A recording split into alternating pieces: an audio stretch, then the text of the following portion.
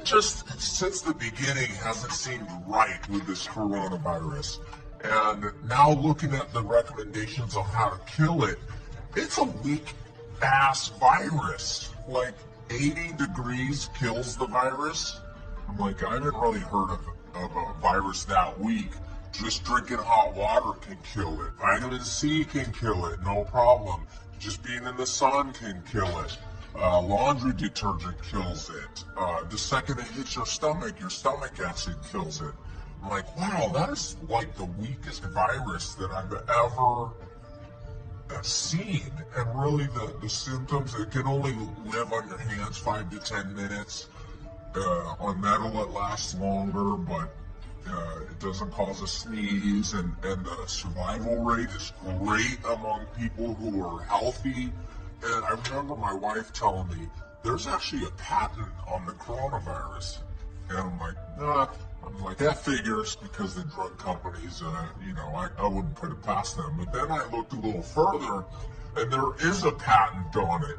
It's patent US 200-625-7852, a US patent on the coronavirus. And it's called Severe Acute Respiratory Syndrome, coronavirus. And that was applied for in 2006 by a company called Chiron. And so this company Chiron applied for it and was granted this patent on this virus, which was then bought by GlaxoSmithKline, one of the 10 largest pharmaceutical companies in the world, who happens to specialize in vaccines. So now I'm looking into, maybe there's a coronavirus vaccine.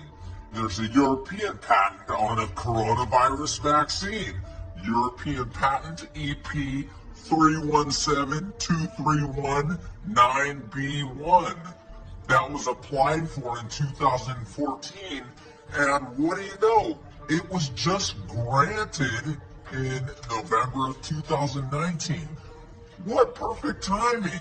All of a sudden they're going to say, here comes the savior with the vaccine, and they're going to swoop in, and then in order for your kids to be able to go back to school, they're going to have to get this coronavirus vaccine that they just all of a sudden came up with 6 years ago. All the papers on coronavirus that have been published since 1968. So how is it possible that with all this research done, there could be actually a patent? And that's actually what the previous doctor had talked about, the coronavirus patents. Okay, so here's a patent for severe acute respiratory syndrome coronavirus, and this is a US patent that he talked about that was then ended up being sold to GlaxoSmithKline. But then there was also a European patent. A European patent, this is what I want you to see. This is very interesting. This patent is owned by a company called the Pirbright Institute. This is the European Patent Office, as you can see right there. Maybe make it even bigger so you guys can see it. European Patent Office. And this is a patent, EP 3172319A1 on coronavirus.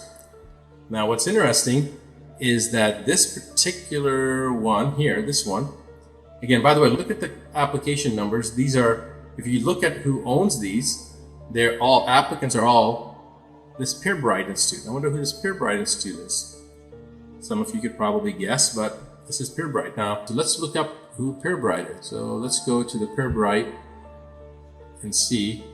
Look at this, Pirbright Institute, Bill and Melinda Gates Foundation. Interesting, huh?